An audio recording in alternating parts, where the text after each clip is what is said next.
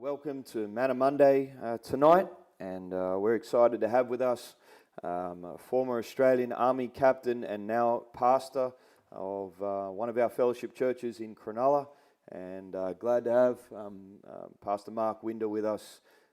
Thanks for coming. Hey, thanks for having me, Pastor. Yeah, no worries. And so, mentioned last few weeks now on our Manna Mondays, we've been looking forward to having Pastor Winder come in and talk to us a little bit about his days in the Army and his deployment overseas, and we're going to dial into some of those things, and I think some of that is really interesting, and we're going to get into some of that. And so I want to begin tonight with, a deployment notice or a description that I read, and it said that after the terrorist attacks against the United States on 11th of September 2001, Australia joined the US-led International Coalition Against Terrorism by committing military assets and personnel to coalition operations in Afghanistan.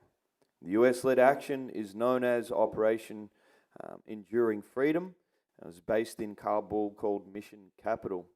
And Pastor Winder, we could refer to him as a former Captain Winder, was then deployed to Afghanistan, based in Kabul.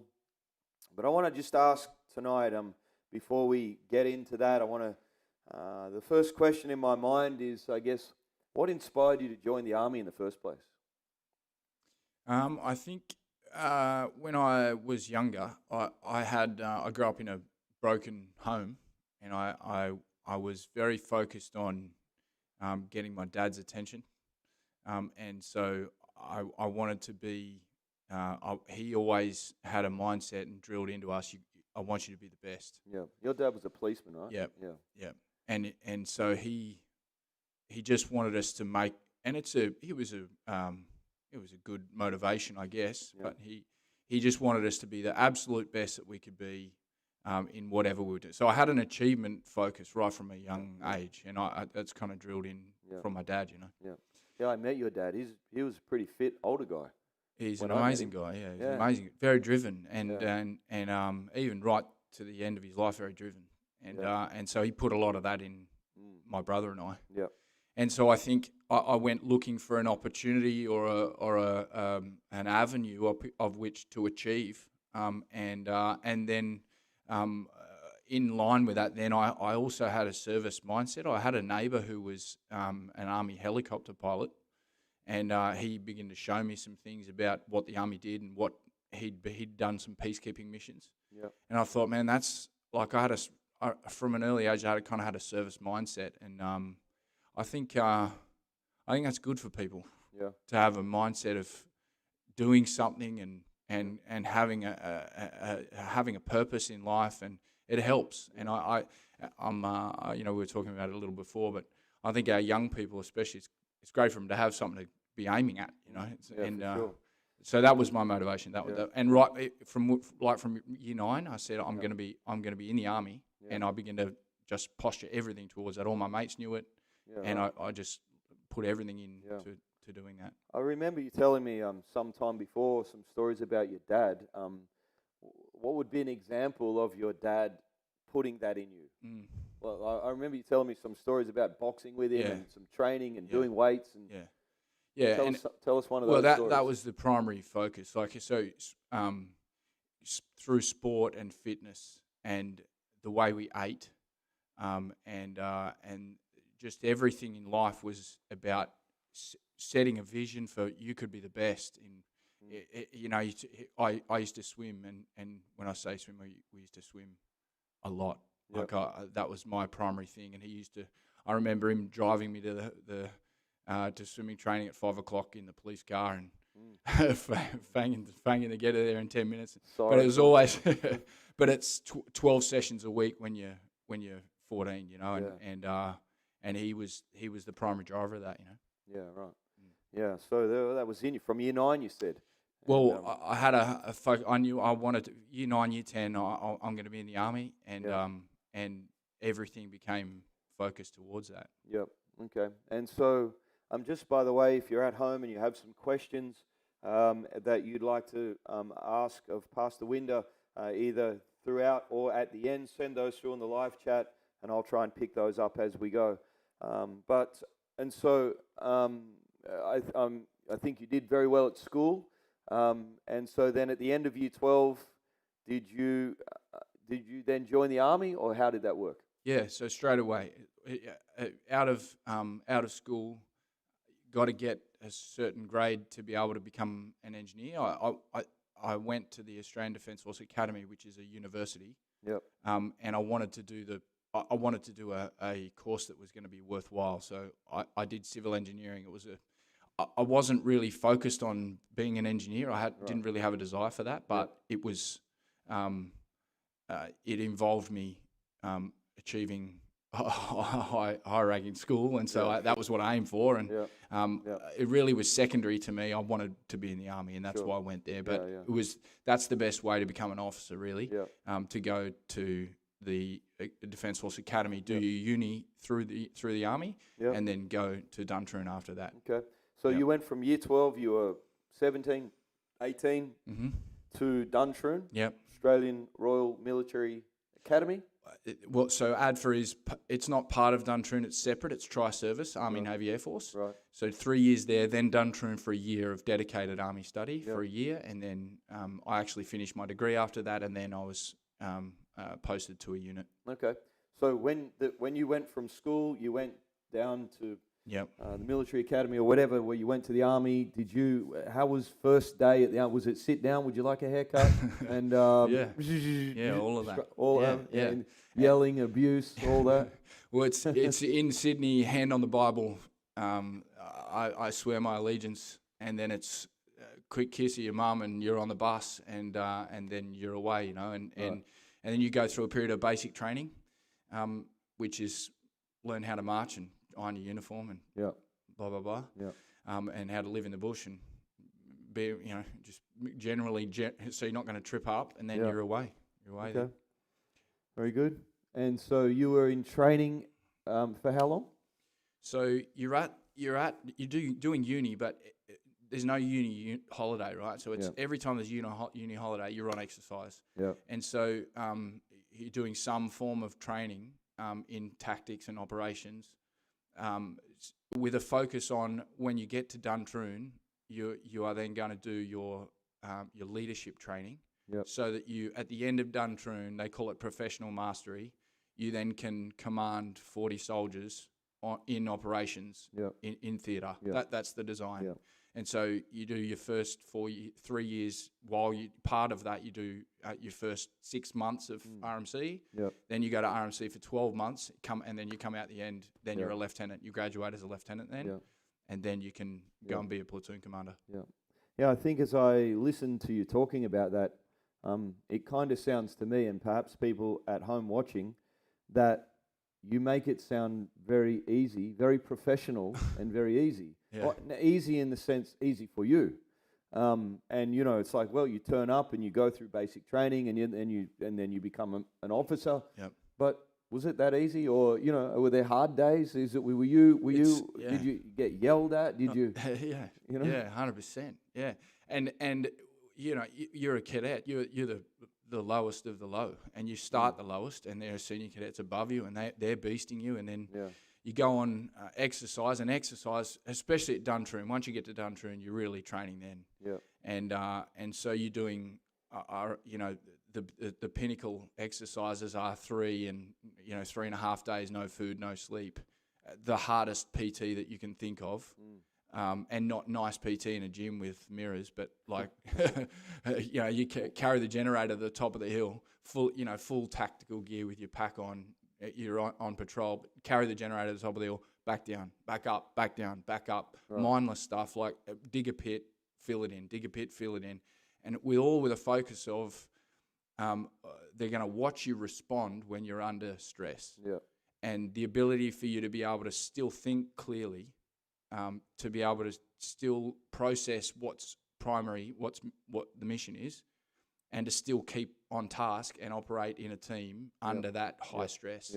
And so I obviously went through that, and then on the other side, then I was an instructor back Yeah. to RMC as well. Yeah. And so it's hard. It's got to be very hard, and to the point where you think, you think you're at the physical end of yourself, and they've got to take you there because you've got to learn what that's like, and you've got to learn what the next barrier is and the next barrier, so that you can operate in that. But when you're under very high stress. Yeah. So you got through all of that training and done true in military academy. You became an officer. Obviously, you were very successful at that, and I believe you received some awards there. I think you have some things here that identify those. Yeah. There's a few things. So these, maybe if you can reach that, Pastor. I'm not sure if you can reach that. Yep. So these brassards, these are for that one in your left hand. That's the one that These go over your shoulder. They indicate as a cadet. That's upside down, but don't. You can tell I was not in the army. But they signify, if you get to a certain rank in the cadet structure, then you're gonna earn those ranks, and that one in your left hand is that's the one that's my first class rank. Yep. And so there are only a few cadets that were senior to me, and so I hold those because they're important to me. I earn them, and then this sword at the front here, that's a leadership prize. So one of those gets issued to the cadet body. Let's have a look at that. It's not sharp, so you won't kill yourself. James loves playing with this. That's very cool. Yeah. And so this is like a trophy. Yeah. So one of those gets awarded, and so just one. Just one. So how many soldiers? They're the cadets. So it's not the highest prize, but it's like the number of 2 or 3 prize. And so there's about 300 cadets in. Okay. In this was given to you for what? It's a leadership prize. Okay. Yeah. So like the best leader or the? I would say one off. There's probably maybe 5 senior awards for the senior cadets, and that's one of those. Okay. Yeah. Very good. I was, it means a lot to me. Yeah, of course. Yeah. And it seems like you were a successful officer, and but it's not all fun and games, right? Get to the end of that period of time, and then a time came where you were deployed to Afghanistan. And so, we've all seen stories of those moments, but how did that play out for you? How did you feel about that when you were told you're going to Afghanistan? Well, I just wanted to go is the first thing. Right. Like I had, by that stage, I'd done everything I wanted to do at the college. When I was a platoon commander, I was in command of what's called the online battalion. I was in the online battalion, so that's the platoon that everyone wants, the engineer platoon that supports the online battalion. Right.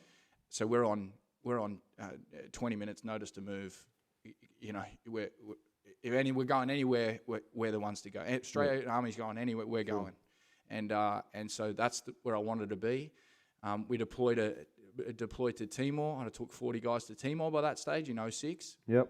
So I've got non-active operational service, but it's like you're training for footy. You want to play, right? You want to play the game. And so I while I was in Timor, I met quite a senior officer who became the deployments officer, and I was just in his ear, like, where am I going? Where am I going? Like, get me on a deployment. Were you not fearful of what would happen, or did that not cross your mind, or? Yeah, I think it does.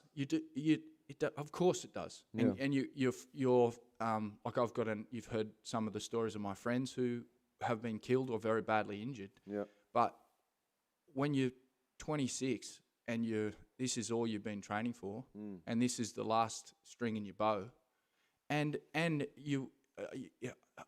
Some of it's pride, I think, that you just want to serve and have served Australia in active service. Yeah. That was probably one of the primary motivations for me. I just want to be someone who's proven themselves, maybe, and prove that I can do it, and prove to myself, prove to my dad, maybe. And that's going back to, that says a lot, and we could talk about that for a long time. But I just wanted to be someone who had one of those. If you grab those medals there, the one on the far right, that's the Australian Active Service Medal. It's got this one here. Tell us about those. This is a Timor medal. This one here, and then when you go on active service, you can see that red line through the middle. That indicates that you've been on active service. And so until you've got an active service medal, Yep. you're one of them. Still training. Yeah. And so maybe maybe that's not the best motivation, but I wanted to be involved in what Australia was doing, Sure. what the army was doing. Sure. No worries. So you arrived there in Afghanistan, Yep. and so what was your primary task in Afghanistan? Yep. What did you do there? So I was because I wasn't part of an active battalion at that time. I had to go as an individual soldier. So I was a captain, and I had to go into what's called an individual rollout position. Right. And so I deployed into a US division, 1st Infantry Division. It's a United States Army division, and they're an infantry division. And their role is primarily at the time was a mentor liaison role. So I was based in Kabul, which is where the Counterinsurgency Academy is. And so I was an instructor at the academy for 1 week out of a month. And then, so we're instructing all of the Afghan army hierarchy, lieutenant colonels, colonels, brigadiers would come to us as captains. And we're instructing the high-ranking officers about what a counterinsurgency is and how they can win in a counterinsurgency. Right. And so So just to help people at home, so you as an Australian serviceman are working with Afghan soldiers. You're on the same team. Yes, 100%. Because I think a lot of us here, we don't know who are the Afghan. Are we fighting against the Afghans? Yeah. Are we? How does that Good work? question. So just to clear that up. So you're working with them, and you're on the same team. Yep. Fighting against who? So against Taliban and the insurgent. So this is the hard thing in an insurgency is it's very difficult to identify who the enemy is. Yeah. And so there are soldiers in the Afghan battalions who have enlisted to be part. Obviously, what the coalition's trying to do is we're trying to holistically across the political stream, across military, economic, infrastructure, information operations, across everything. We're going to try and create a society that functions and works. Part of that is having a functioning police force and a functioning military. Right. And so they have to then raise a functioning military. But where do they get the soldiers from? Right? And so, yes, they're Afghan soldiers. Locals, absolutely. But very, very possible that they have, they can flip sides. They can, depending on where they come from, they can have an insurgency history, a Mujahideen or a Taliban history in their family, but had now, for whatever reason, a political motive or just because they're trying to better themselves, they go into the army and they side with the coalition, and we're trying to develop their army to the place where they can operate in independence of a coalition army. Right.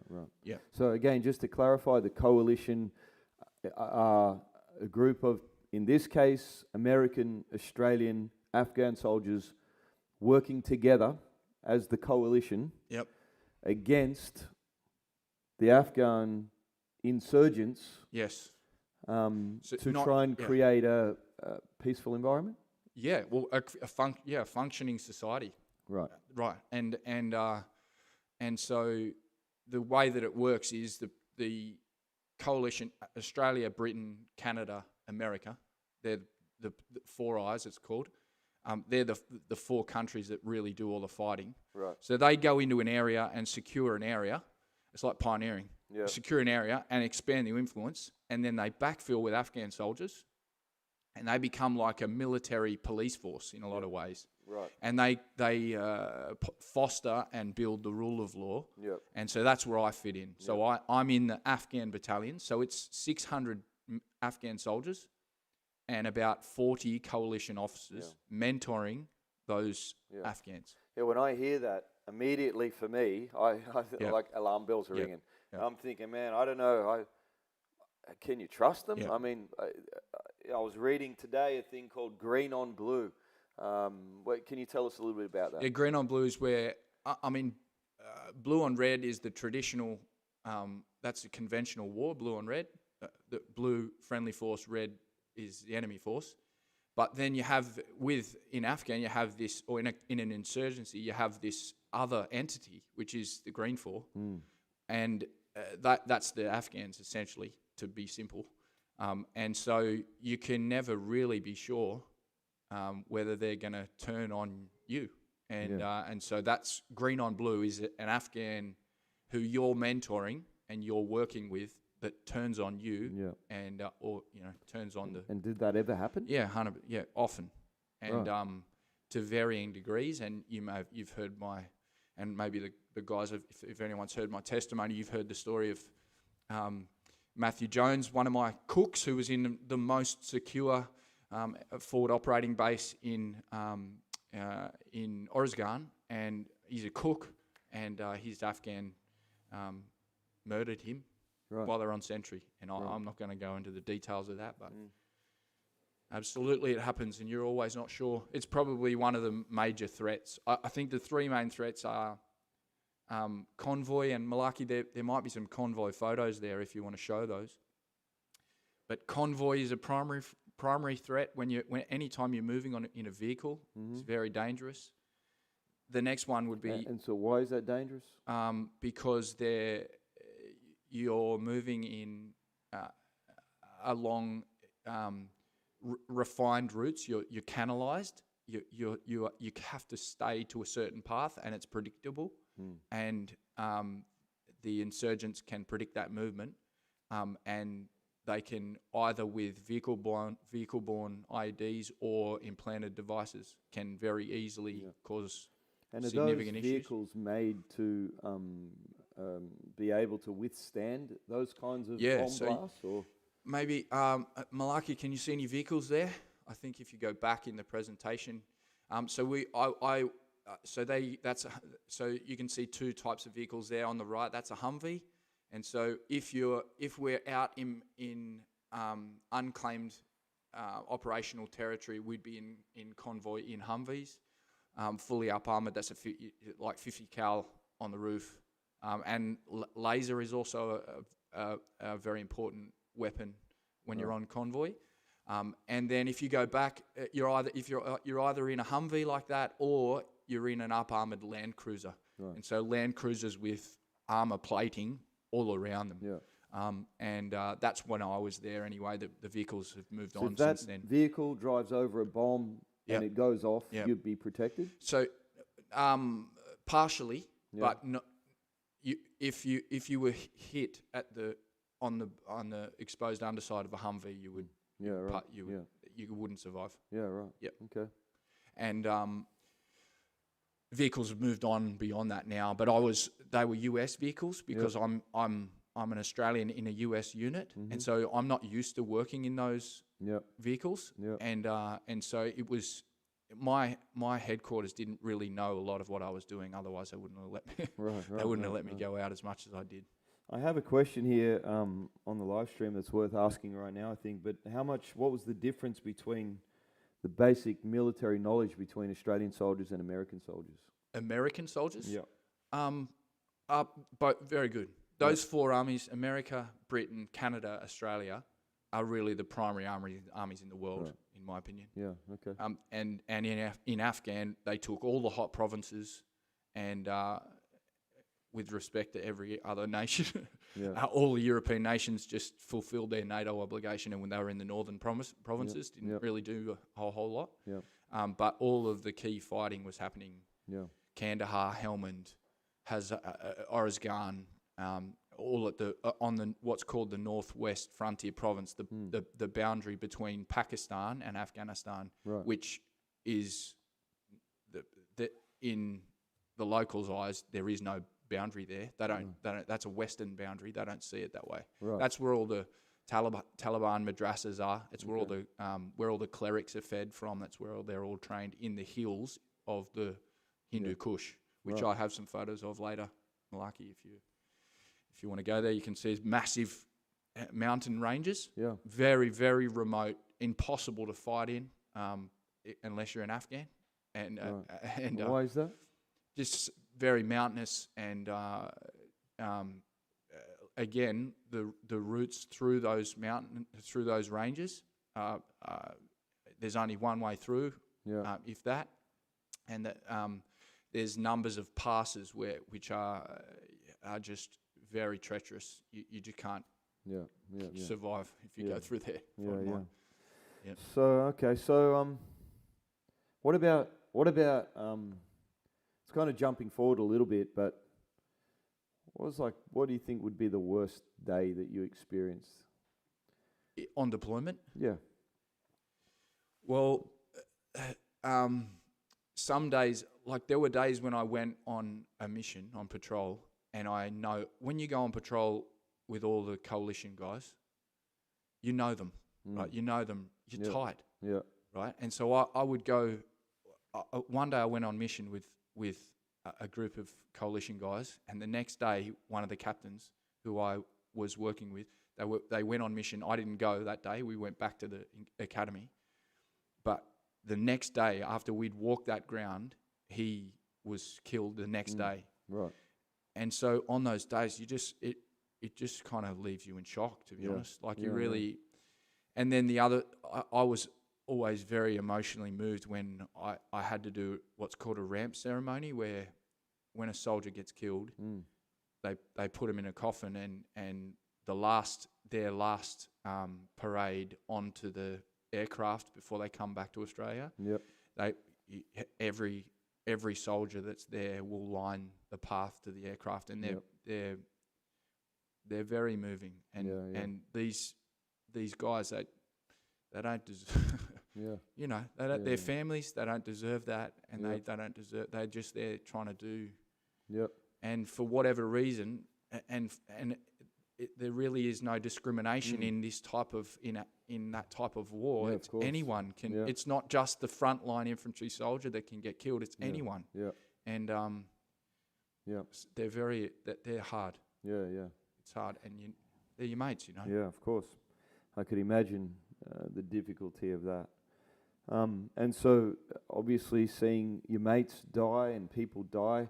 What about you personally? Did you have any tough days in the field where, we're not talking about, obviously you didn't die, but did you have any tough days in the field that you were like, oh, get me out of here, I want to go home?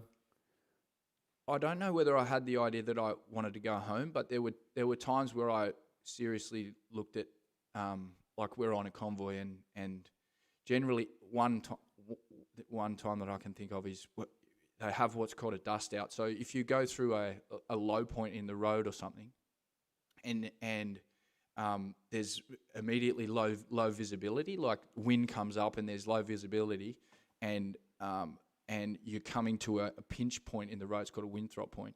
Coming to a pinch point, and you've got to go one way. Oftentimes, and you're going over humps, or you're going over sections in the road which are the road's unbroken.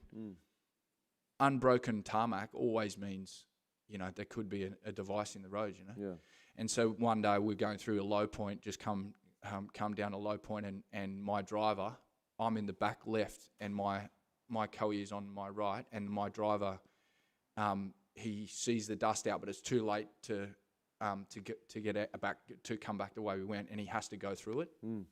And like we went off the road. He drove well. We went off the road, and that's the kind of what you would get off the road and try and get around whatever it could be, if there's something in the road.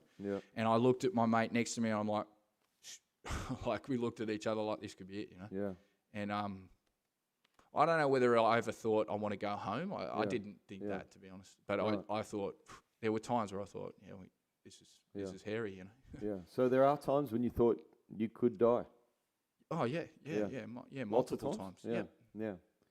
Okay, it's very interesting how do you process that? Is you just get back on with life, back on with the job. Yeah, well, that's to be honest. Yeah, you just focus on the thing that you have to do in that moment, and you're there with your mates. That's the other thing, and and dealing with that and keeping focused, I think that there's just great application for the kingdom in that, in that that army teaches you that, like, no, completely to all detriment to yourself. You just focus on what the mission is, and that's what we're there to do a job, and we're going to do that job. And no matter what happens, and no matter what that means to yourself, which is confronting, but I guess you could just kind of try and put it out of your mind and get on with it.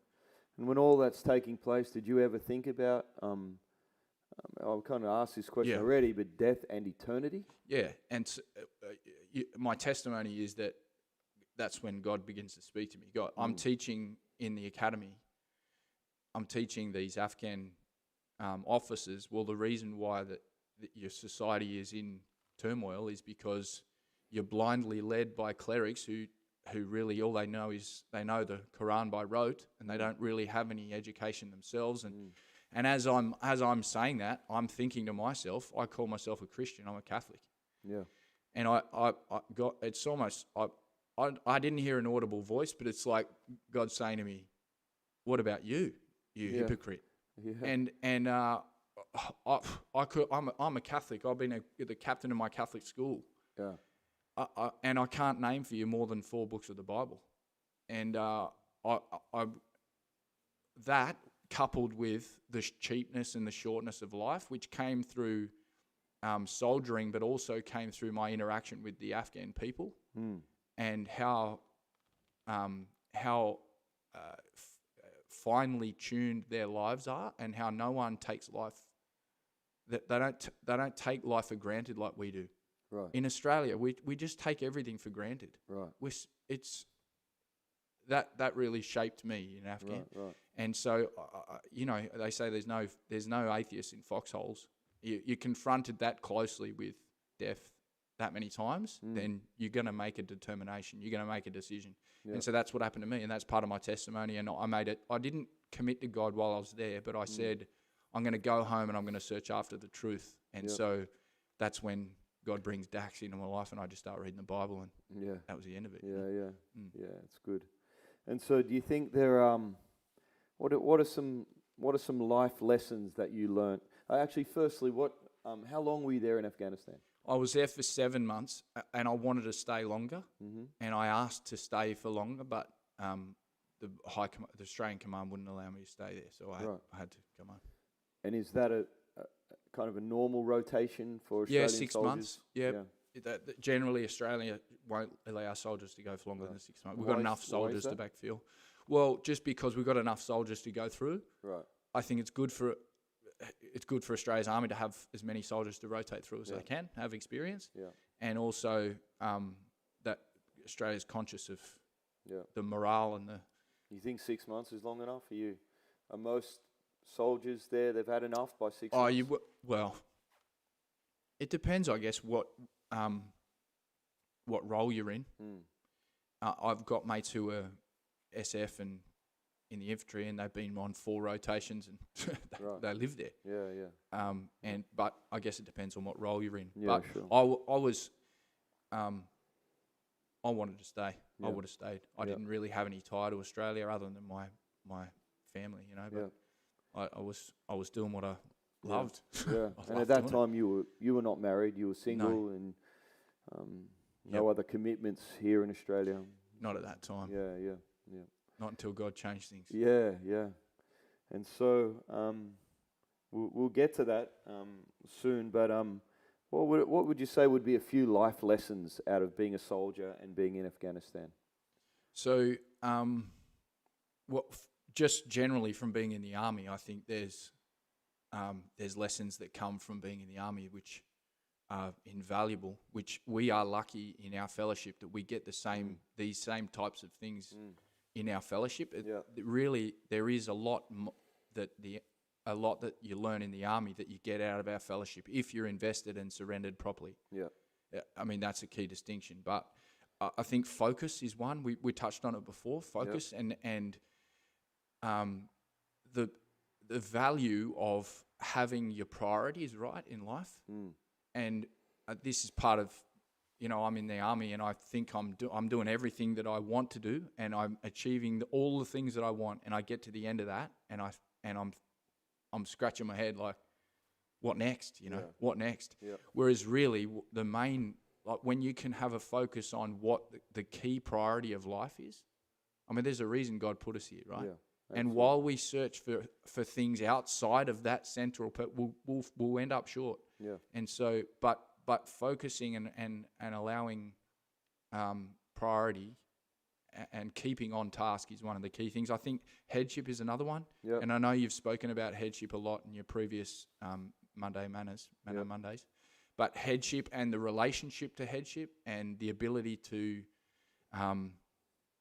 work within that and recognize your lane and to stay in your lane for the betterment of the team. And that's what we are. We're a church, we're a team, right? Yeah, absolutely. And how you relate to headship is primarily linked to that and staying in your lane. That's so valuable. And then teamwork. I love teamwork and mateship and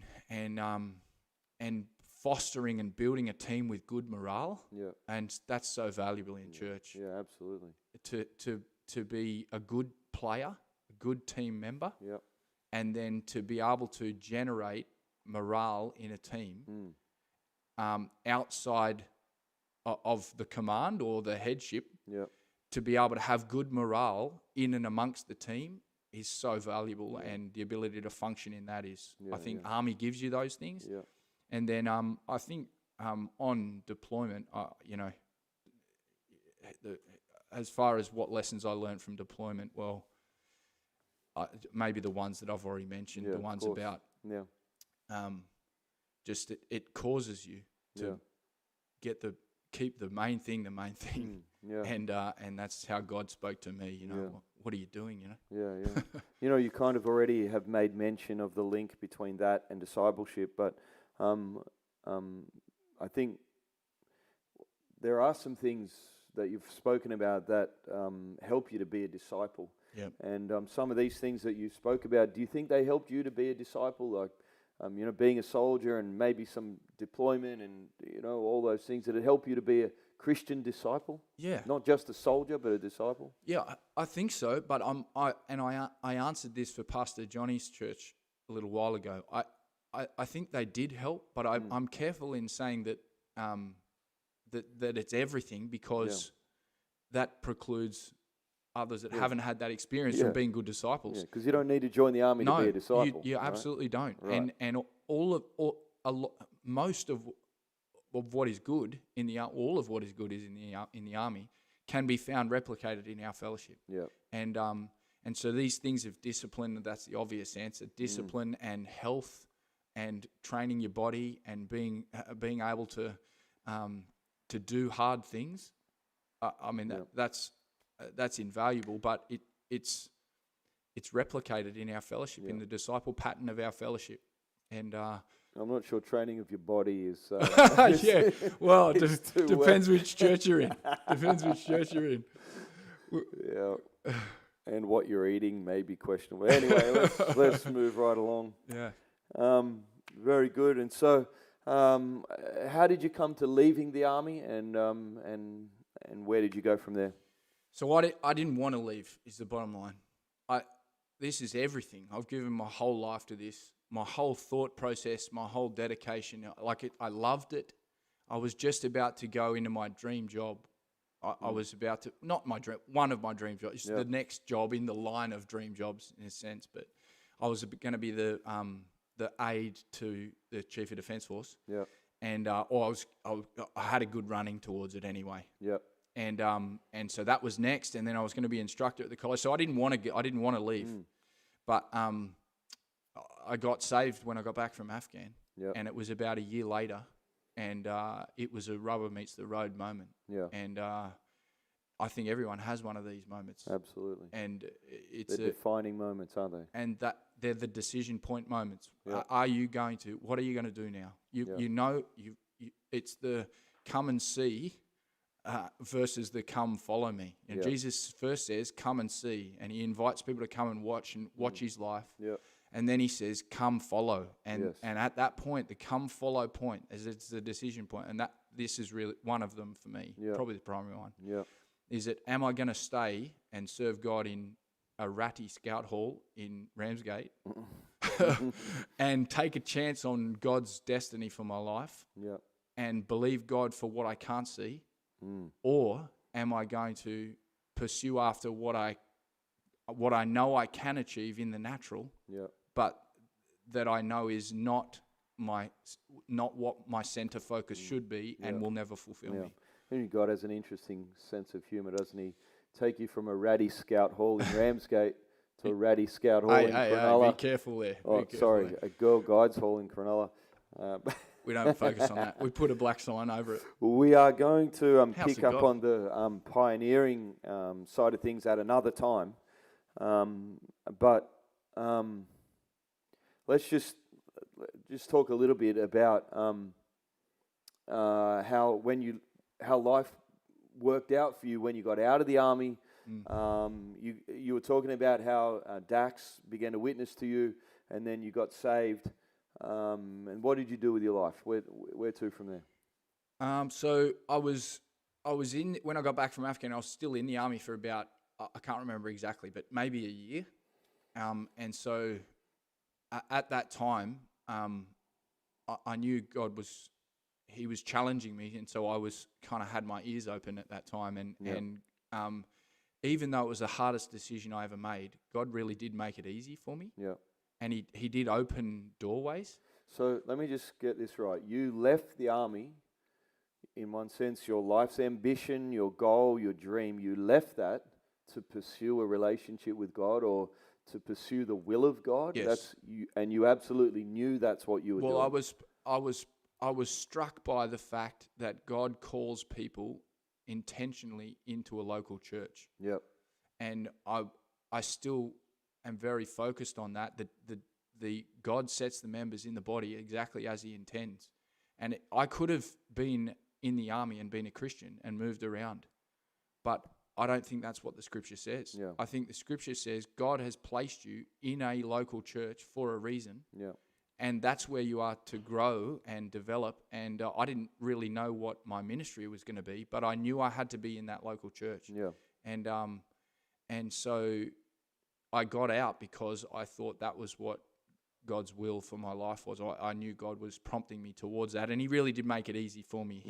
I got headhunted out of the army to fulfill this job that I'm currently in now, which has been absolutely God's hand has been on that. And at the same time, I got married soon after that. Yep. And I didn't want to leave my wife. I didn't want to be posted around. Yeah. I didn't want to be deployed and be. I'd watched my soldiers on deployment have their first children while they're in Afghanistan, and they're away, don't get to see the birth of their children. I wasn't going to be that, and I don't think that that's what God wants for families. Yeah. And so I made that very difficult decision, even though it was at the detriment of all of my own motivation and all of my own goals. I just knew I had to answer that way. Yeah, yeah. And I think that's like we said, a defining moment. I think every pastor and everyone who does something for God has one of those defining moments. Sometimes it's career, sometimes it's financial, relational, whatever it is, but we all have those. Yep. And how you process those really do determine your 100%. Future and your destiny. Yep. And here you are as a pastor today, and I think a lot of it is probably linked to that defining moment. And it's interesting. God's smart. God knows you got saved in the Potter's house, and what we do, right? Yep. You could have got saved in the Presbyterian church, where I think there's some Anglican ministers, Presbyterian ministers in the army, and they're not linked to a local church that plant churches and do all that. But God knew. God saved you right there, and it's no mistake. And always, and there obviously have been a number of times where that's happened to me since, where it's almost God takes you on that journey constantly. Yeah. Where are you going to forfeit now? Where's your next place of surrender? Yeah. And as I've learned to process that, and I know many listening have probably experienced this too, but it may seem hard in the moment, but it really does unlock God's blessing and God's favor, and God knows the desires of our heart before we even ask. Yes. And He knows what's best for us, and He can craft a life for us that we could never craft on our own. Yeah, that's right. And so while we hold on to those things, rather than releasing them to God, while we hold on to them, we actually forfeit what God wants. And so, yes, it's hard in the moment, but You never regret it. No, it just unlocks favor. I have a few questions here on the live chat. Yep. Might get to some of those. Yep. Athena is asking, did you ever read the Quran being in Afghanistan to understand what was going on around you, and the things that were concerning you, and possibly did that lead you to the truth of the Bible? I read a lot about Wahhabi Islam, which is fundamentalist Islamic principles. I didn't spend a lot of time in the Quran itself, but I read a lot about Islamic culture. Yep. And I read a lot about radical Islam because that's who we were fighting. And I wanted to understand the premise behind why they were fighting and what reasons they were fighting, because I was instructing them in that as well. Yeah. And I don't know that I ever contrasted Muhammad to Jesus. I don't think I did that. Wasn't so much a spiritual journey. Well, I knew Jesus. I knew Jesus because I was a Catholic, and I knew who Jesus was, and I believed it. Yeah.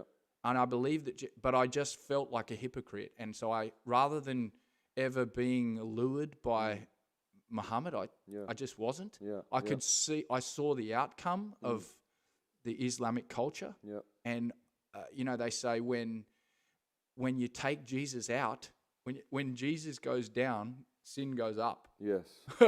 And the opposite. Yeah. And so I could see the outcome. I'm like, no, I'm not attracted by this at all. But I knew Jesus, and I just had to stop being a hypocrite and actually find out what Christianity was about. And get saved. That's right. Yeah. Another good question here is, what are some key attributes? What do you think makes a good disciple?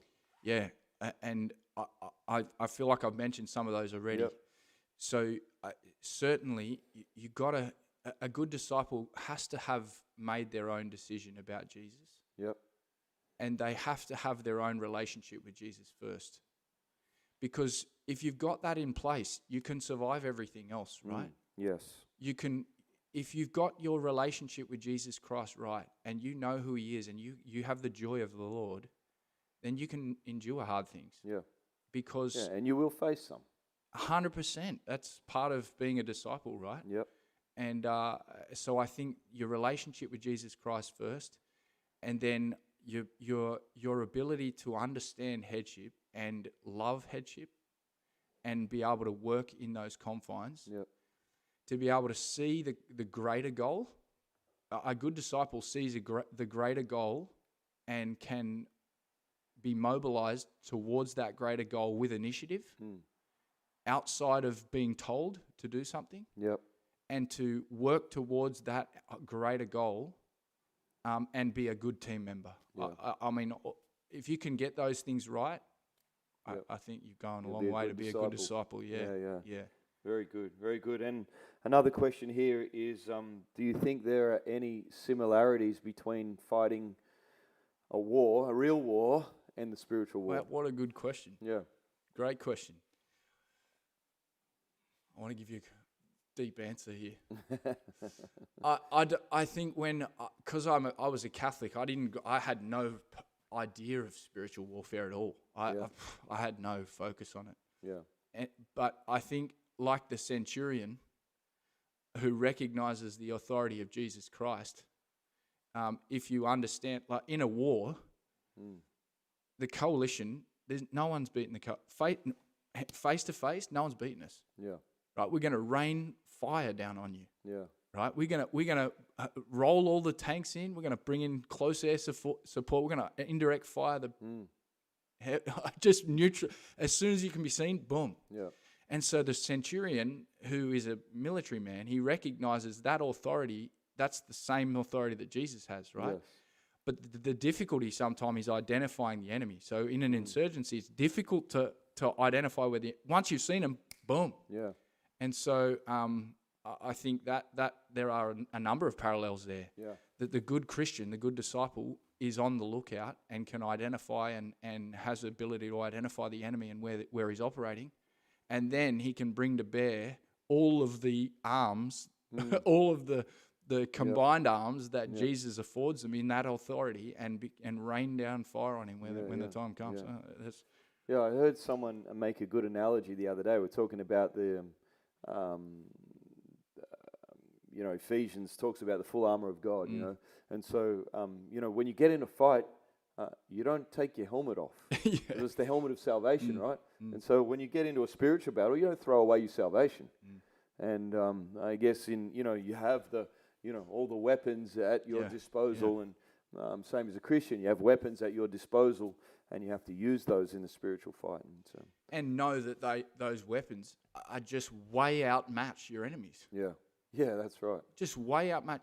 The arms that America, Australia, Britain, and Canada can bring to bear on a insurgency is like they can't fight us face to face because they can't win. Yeah, they're using a 2-bit rifle and. So what do? They hide. They pretend that they're women and go into the houses, so you can't tell that that's why they wear burqas after. You can't tell most of the time whether a person in a burqa is a male or a female. Right. And but if you can identify them, your weapons are stronger then, right? Yeah. And that's the weapons of Jesus. Yeah, which is very. There's lots of scriptures that line up to that. You know, and beware the devil prowls like a roaring lion. Yeah. Seeking whom he may devour. Yeah, 1 Peter 5, And so, very good. Good questions. I guess as we bring this to a close tonight, maybe some parting words or some advice that you might give to disciples or, people wanting to be good disciples and all that you've learnt, how that has helped you to be a good disciple and eventually become a pastor. What would you say to some young disciples? Yep. Okay. I think... when you're in the army, this is how I approached it. You see how most people who are successful approach it. Army isn't your job; it's your life. Yeah. And I used to leave my house and go down to Canberra while I was training, or Townsville when I was in a unit, or Afghan when I was in Afghan. And I just had no thought of spare time. I had no thought of hobbies. I just, whatever Army wanted of me, I was there with extras, with overs. Yeah. And I was in. I was fully in. And so I guess if we can apply that to a Christian mindset and say when we get the privilege of God calling us, the Holy Spirit calling us into salvation. Joining God's army. And we put our hand on the Bible and say, I'm in, before they shave our head. Thank God they don't do that. Maybe we should do that. Maybe we should. But I think when you get the privilege of that opportunity, which not everyone gets, many are called, few are chosen. Yeah. That you would apply that same principle and overlay your life onto that, and then be as professional as you possibly can. And I think about one of my motivations for being in was because I wanted a challenge, and I think people today that they're void of a challenge. Yeah, they're void of vision and they're void of direction, and that's oftentimes where a lot of issues come and sin comes because of idle mind. Yeah, but if we can with professionalism and dedication apply ourselves to the kingdom of God. And yes, there are other things, obviously, that are part of our life. But if we can overlay that same level of professionalism and investment in the kingdom, then we're gonna take ground. Yeah. And it might not happen the way you expect, or it might not happen in the timing that you expect. But let me say, you dedicate fully and give yourself fully to the kingdom of God, like an army. Yeah. and you'll be blessed for it. Yeah. Full-time disciples. That's what we need. Absolutely. Full-time As disciples. many of them as we can, and everyone has a role in the army, right? Every person has their role and understands their role and does it to the best they can. And that's the sections and the platoons and the companies and the battalions that work best. Are those everyone understand their role and giving everything they can for that role. And and I guess that applies from at every level, right? You know, from the leader down to, you know, in the army you got the general and you got the cook. And all in between, they all play a significant role. And that's true in discipleship in churches. You've got the pastor and you've got everyone down to the nursery worker and all in between. That if everyone plays their role, if everyone's full-time. And what a dignity in that role. Yes. That's a God-appointed role. And you do that as if Jesus is watching you. Yeah, amen. And a dignity in that, right? We were in this together. And that's really one of the great things. My favorite thing about the army probably is the mateship. And I look back on some of the guys that I worked with, and I just love that aspect of the kingdom too. The mateship that we have, and how we get to do hard. That's how you get to be best mates with people. You do hard things with them. That's right. Yeah.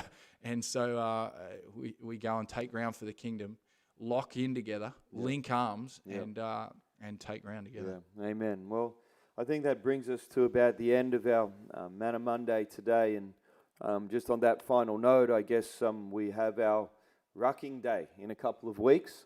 And if you are a man of any substance, come and, it's not exactly the hardest thing you'll ever do, a 10-kilometer walk with a backpack, but it's something you ought to be participate in together and work through some of the challenges, leadership challenges, some training, discipleship that we're going to do on the day, and it'll be well worth your time to be involved with that. It'll be a great day. I do want to thank Pastor Winder for coming on with us tonight, and we're looking forward to the next Manna Monday. We're going to have Luke come and join us through here in the live stream. I think we're going to do a bit of a three-way thing with Pastor Reddy, and I want to talk to Luke about being a pastor's kid. And but do appreciate you being here tonight, and it's been great. Good to talk about the army and the things of God. And so good night. God bless you. Amen.